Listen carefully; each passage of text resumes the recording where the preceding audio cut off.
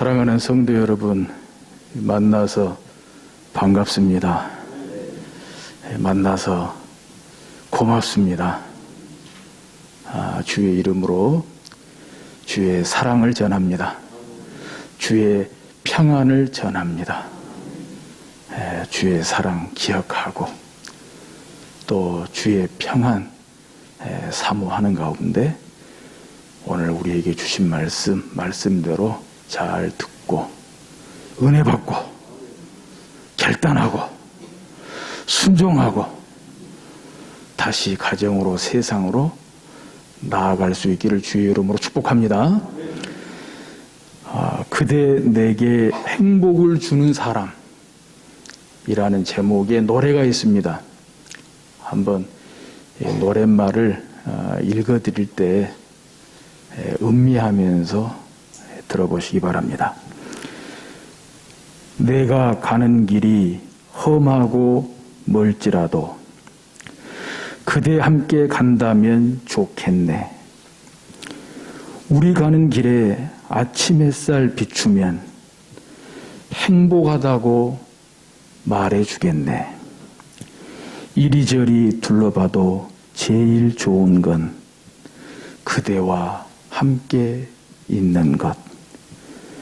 그대 내게 행복을 주는 사람. 내가 가는 길이 험하고 멀지라도 그대 내게 행복을 주는 사람.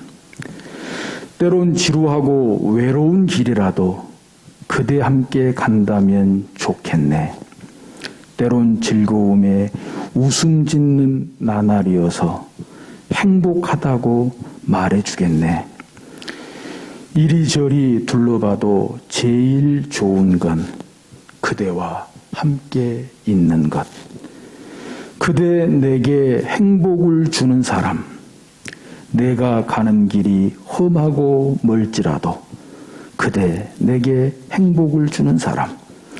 이리저리 둘러봐도 제일 좋은 건 그대와 함께 있는 것. 그대 내게 행복을 주는 사람. 내가 가는 길이 험하고 멀지라도 그대 내게 행복을 주는 사람. 그대 내게 행복을 주는 사람. 그대 내게 행복을 주는 사람. 오늘 설교 시간에 이런 사람, 이런 분을 꼭 한 분 소개해드리고 싶습니다. 바로 다윗과 요나단으로 유명한 요나단입니다. 그대 내게 행복을 주는 사람. 다윗에게 행복을 주는 사람, 요나단입니다. 오늘 본문 가운데 보면 다윗과 요나단에 대해서 또 요나단이 다윗을 사랑함에 대해서 이렇게 기록하고 있습니다. 사무엘상 20장 17절에 다윗에 대한 요나단의 사랑이 그를 다시 맹세하게 하였으니 이는 자기 생명을 사랑함같이 그를 사랑함이었더라. 자기 생명을 사랑함같이 그를 다윗을 사랑함이었더라. 자기 생명을 사랑함같이.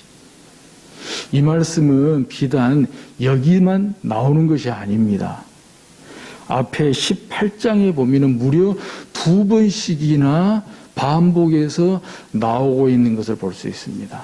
그만큼 분명하다는 것이지요. 그만큼 확실하다는 것이지요. 그만큼 진실하다는 것이지요. 사무엘상 18장 1절에도 다윗이 사울에게 말하기를 마침에 요나단의 마음이 다윗의 마음과 하나가 되어 요나단의 마음이 다윗의 마음과 하나가 되어 요나단이 그를 자기 생명같이 사랑하니라. 요나단이 다윗을 자기 생명같이 사랑했다. 마음 깊이 사랑했다. 마음에 진실하게 사랑했다. 자기 목숨을 걸고 자기 목숨을 내주어도 아깝지 않을 정도로 그렇게 사랑했다는 것이지요. 18장 3절에도 요나단은 다윗을 자기 생명같이 사랑하여 더불어 언약을 맺었다. 요나단은 다윗을 자기 생명같이 사랑하여. 성도 여러분, 요나단이 누구입니까? 요나단이 누구입니까? 다름 아닌 사울 왕의 아들입니다. 사울 왕의 아들이면 요나단이 누구입니까? 왕자입니다. 왕자. 전체적인 성경의 맥락을 볼 때 누구보다도 요나단은 사울 왕의 뒤를 이을 차기 왕위 계승권자입니다. 단순히 왕자여서가 아니라 그야말로 왕제입니다. 왕이 될 만한 인재라고 하는 사실이에요. 17장에 보면, 사무엘상 17장에 이 다윗의 어린 시절, 그 목동이었던 시절이 언급이 되잖아요. 그런데요, 사울의 아들 요나단은 이미 다윗이 어린 시절 목동이었을 때 요나단은 전쟁터를 누비는 용사였습니다. 전쟁터를 누비는 용사였어요. 게다가 백성들의 신망이 두터운 사람이었습니다. 한 예로 사무엘상 14장 45절에 잘 나와 있거든요. 그때 보면은 요나단이 전쟁터에서 잠깐의 실수로 위기에 처해진 때가 있었어요. 하마터면 아버지 사울 왕으로부터 죽을 수도 있었어요. 사울 왕의 명령을 어긴 걸로요. 명령을 어긴 거라고는 사실 전쟁 중에 막대기로 꿀을 조금 찍어서 먹은 거거든요. 근데 그때 금식을 선포했거든요. 먹는 자는 죽을 거라 그랬어요.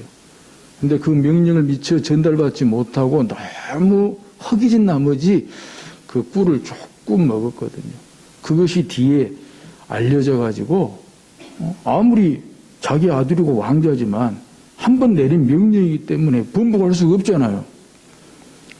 그래서 하마터면 죽을 수도 있는 그런 위기에 처했었는데 그때의 백성들이 요나단을 구해줍니다.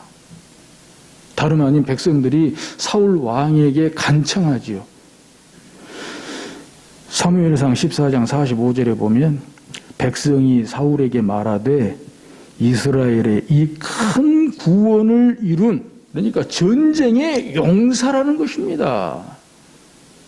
이 큰 구원을 이룬 요나단이 죽겠나이까? 결코 그렇지 아니하니이다. 여호와의 살아계심을 두고 맹세하옵나니 그의 머리털 하나도 땅에 떨어지지 아니할 것은, 이게 간청입니까? 협박입니까? 그가 오늘 하나님과 동역하였음이니이다. 참, 이 말씀이 그렇게 은혜가 되더라고요. 그가 오늘 하나님과 동역하였음이니이다. 하여 백성이 요나단을 구원하여 죽지 않게 하니라 그랬습니다. 지금 보시죠? 요나단은 사울 왕의 아들이었어요. 왕자였어요. 전쟁터를 누비는 용사였어요. 백성들로부터 두터운 신망을 받고 있어요. 뿐만 아니라 믿음의 사람이에요. 믿음의 사람이에요. 믿음의 사람입니다. 한 예로 사무엘상 14장 6절에 보면은 이 사무엘이 전쟁에 임하는 그 자세, 전쟁에 임하는 자기 정체성 아주 뚜렷하게 잘 나오는 것이 있거든요. 사무엘상 14장 6절에 요나단이 자기의 무기를 든 소년에게 이르되 우리가 이 할례받지 않은 자들에게로 건너가자. 여호와께서 우리를 위하여 일하실까 하노라. 여호와의 구원은 사람이 많고 적음에 달리지 아니하였느니라. 이게 성경 전체 흐르는 맥락 아닙니까? 전쟁은 여호와께 속하였나니. 전쟁은 여호와께 속하였나니. 요나단의 신앙도 여호와의 구원은 사람이 많고 적음에 달리지 아니하였느니라. 보십시오. 한 가지 한 가지가 사울 왕의 뒤를 이어서 다음 왕이 계승권자로서 선색이 있습니까? 없습니까? 흠이 있습니까? 없습니까? 이런 사람이 차기 왕이 계승권자가 안 되고 또 누가 된다는 말이에요. 그럼에도 불구하고 요나단은 그것을 내려놔 버렸다는 거예요. 부귀도 영화도 명예도 권력도 왕의 자리도 다 내려놔 버렸어요. 그리고 차기 왕의 계승권자는 바로 내가 아니고 다윗이라는 거예요. 아니 이때 다윗은 어린 시절 목동이라니까요. 요나단은 전쟁터를 누비는 용사라니까요. 백성들의 두터운 신망을 받고 있다니까요. 믿음의 사람이라니까요. 그런데 나는 아니라는 거예요. 나는 아니고 지금 어린 목동 다윗이라고 하는 거예요.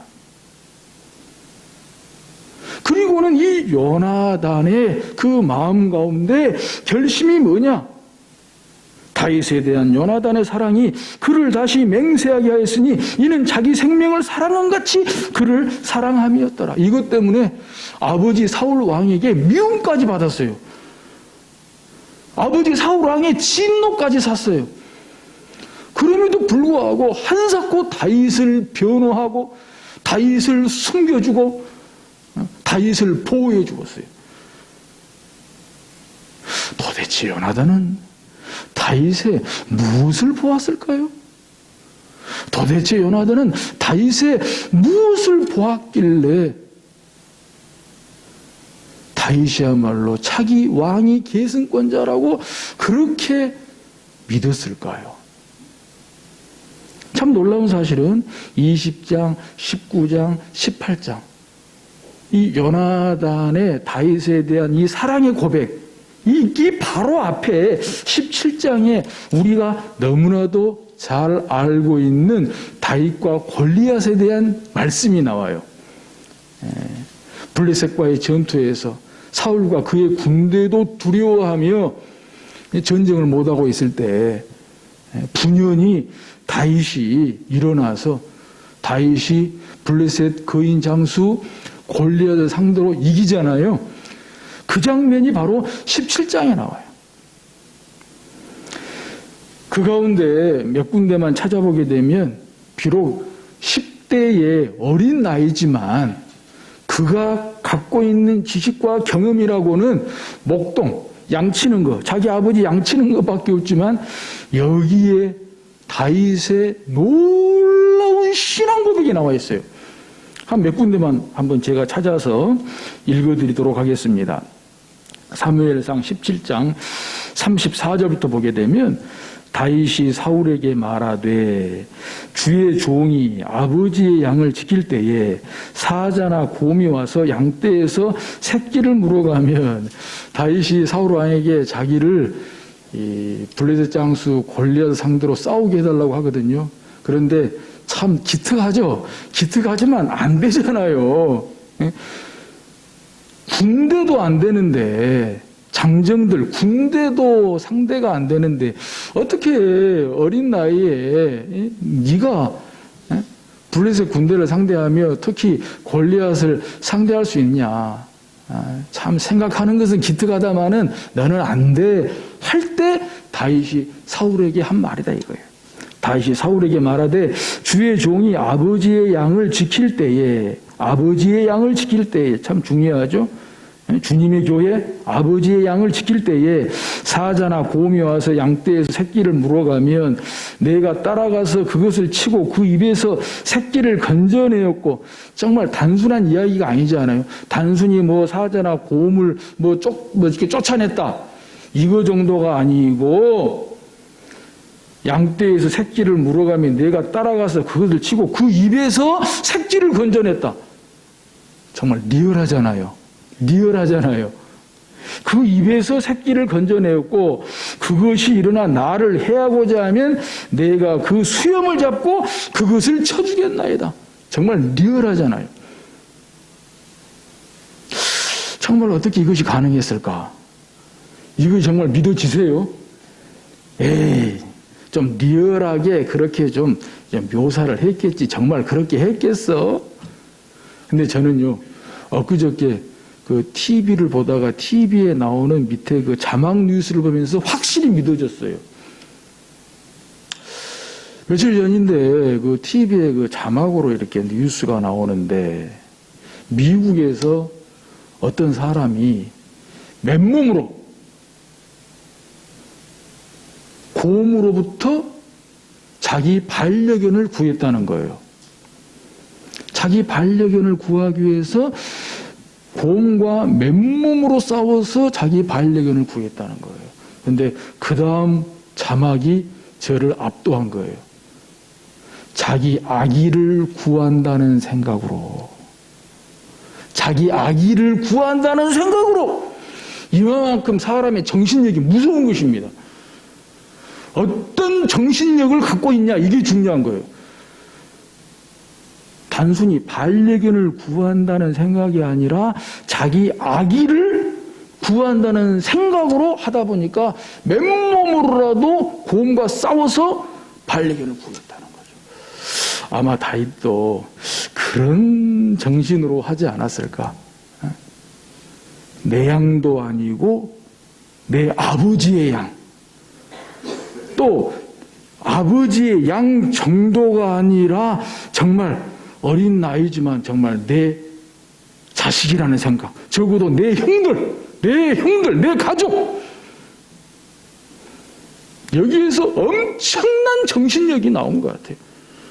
그 엄청난 정신력에 하나님이 함께 하시고, 하나님이 감동시키시고, 하나님의 선한 능력으로, 하나님의 선한 손이, 하나님의 강한 손이, 하나님의 그보다 신비한 능력이 그 어린 나이에 곰을 상대로, 사자를 상대로, 곰이나 사자의 입에 있는 아버지의 양의 그 새끼를 끊을 수 있지 않았냐. 이야, 정말 이런 얘기를 들을 때 정말 누가 놀라지 않았겠습니까? 근데 요나단은 단순히 놀라는 그 이상의 다윗의 신앙 고백을 듣게 되는 것이지요. 아멘. 또 뒤에도 보게 되면 다윗의 위대한 신앙 고백이 나옵니다. 드디어 다윗이 골리앗을 상대로 싸움에 나가기에 앞서서 45절에 보면, 17장 45절에 보면 다윗이 블레셋 사람에게 이르되 너는 칼과 창과 단창으로 내게 나오거니와, 너는 칼과 창과 단창으로 내게 나오거니와 나는 만군의 여호와의 이름 곧 네가 모욕하는 이스라엘 군대의 하나님의 이름으로 내게 나아가노라. 이게 신앙 고백이에요. 골리앗의 무기는 칼과 창과 단창이에요. 그런데 다윗의 무기는 여호와의 이름, 이스라엘 군대의 하나님의 이름이었다는 말입니다. 그러니까 다윗은 어린 나이에 일찍이 하나님의 이름의 권세, 하나님의 이름의 능력, 하나님이 함께 하시는 하나님의 선한 능력을 그 어린 목동 시절에 아버지의 양을 돌보면서, 아버지의 양을 지키면서 신앙적으로 체득을 한 거예요. 이게 다윗의 신앙 고백이라는 거예요. 47절에도 또 여호와의 구원하심이 칼과 창에 있지 아니함을 이 무리에게 알게 하리라. 전쟁은 여호와께 속한 것인즉, 이게 요나단과 딱 통해버리잖아요. 다윗의 신앙 고백 또한 전쟁은 여호와께 속한 것인즉, 요나단의 신앙 고백 또한 사람의 크고 많음에 있지 않다. 하나님께 속했다. 여기서 요나단이 다윗의 마음과 하나가 돼버린 거예요. 다윗의 마음과 마음이 통해버린 거예요. 요나단과 다윗의 정말 의기가 투합하게 된 것이지요. 그리고 비로소 요나단이 다윗을 통해서 본 것은 뭐냐? 자신의 부귀도 영화도 명예도 자리도 권력도 다 내려놓을 만큼 다윗을 통해서 본 것이 뭡니까? 바로 다음 세대입니다. 우리가 다음 세대 하는데 이런 거예요. 요나단이 본 것은 다윗을 통해서 다음 세대를 본 거예요. 차기 왕이 계승권자 그 다음 세대는 나 요나단이 아니라 바로 다윗이라는 거예요.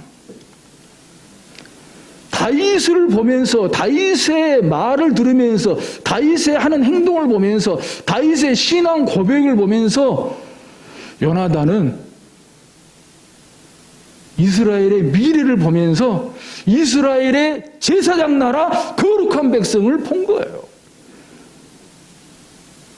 우리가 하나님 나라 거룩한 백성을 봐야 하는 것처럼 말이에요. 그리고 정말 다윗을 보면서 세상을 사는 사람을 본 거예요. 사람을 사는 세상을 본 거예요. 사람 사는 세상을 본 거예요. 진정한 세상, 진정한 행복, 마음과 마음이 통하는 세상, 마음과 마음이 통하는 사람, 이걸 위해서라면 나는 내 부귀도 내려놓을 수 있다. 내 영화도 내려놓을 수 있다. 내 자리도 내려놓을 수 있다. 내 명예도 내려놓을 수 있다. 내 권력도 내려놓을 수 있다. 오, 나의 형제 다윗이여, 당신 그대는 진정한 다음 세대의 주인공이다. 진정한 제사장 나라 거룩한 백성의 지도자다 라고 아예 마음에 굳게 결심하고 이 일에 자기 모든 것을 걸어버린 거예요. 할렐루야. 그래서 요나단의 마음이 다윗의 마음과 하나가 되어 요나단이 그를 자기 생명같이 사랑하니라 그랬습니다. 역시나 다윗도 요나단을 그렇게 사랑했던 것 같아요. 요나단이 결국 마지막에 아버지 사울과 함께 블레셋과의 전투에서 장렬하게 전사하지요. 그때에 사무엘하 1장에 보면 다윗이 사울과 요나단을 위해서 예가를 짓는 가운데 요나단을 일컬어서 이렇게 예가를 지어 불렀습니다. 사무엘하 1장 26절에 보면은 내 형 요나단이여, 내 형 요나단이여, 내가 그대를 내통하면 그대는 내게 심히 아름다움이라. 이 속에는 모든 말이 다 들어가 있는 것 같아요. 형 고마워요. 형 고마워요.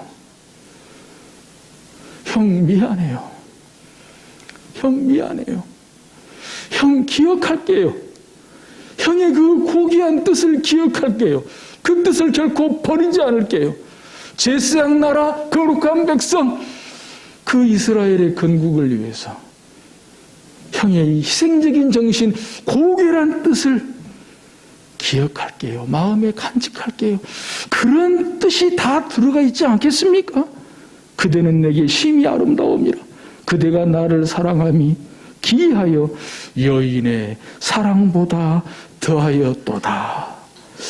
유진 피터슨의 한글 개역 번역 성경에 보면 이렇게 번역을 했어요.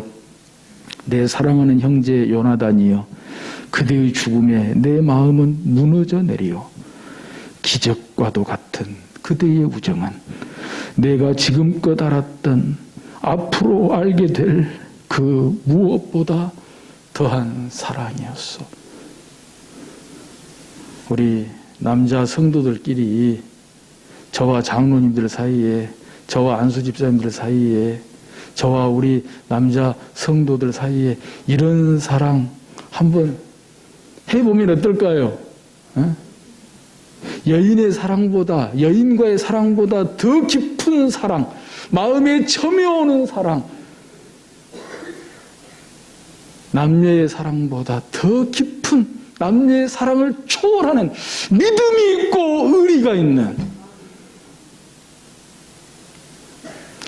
주를 믿는 믿음이 있고 주님의 교회를 위한 의리가 있는, 함께 하나 되어 주님의 교회를 섬기는, 주님의 교회를 돌보는, 주님의 교회를 지키는, 주님의 교회를 세우는 이 일에 저와 우리 남자 성도 여러분들 직분을 막론하고 연령을 막론하고 우리 다윗과 요나단처럼, 요나단과 다윗처럼 이렇게 한번 사랑 한번 해보시지요. 아멘. 요나단을 생각하면 참 많이 그립습니다. 3000년 전의 사람인데 3000년이 지난 지금도 요나단을 그립게 합니다. 요나단이 그립습니다. 너무너무 아름다운 사람이고 너무너무 귀한 사람입니다. 하여 저나 여러분이 이렇게 되기를 원합니다. 요나단 같은 사람, 자기 생명같이 그렇게 사랑할 수 있는, 아무리 시간이 가고 세월이 흘러도 그렇게 기억이 되고 또 그리워할 수 있는 저와 여러분들, 우리 모두가 다 될 수 있기를 주의 이름으로 축복합니다. 이제 설교를 마치면서 제일 처음에 그대 내게 행복을 주는 사람의 노랫말만 읽어드렸는데 한번 음악으로 한번 같이 들으면서 정말 성탄 선물 같은 그런 사람 되기를 결단할 수 있기를 주의 이름으로 축복합니다.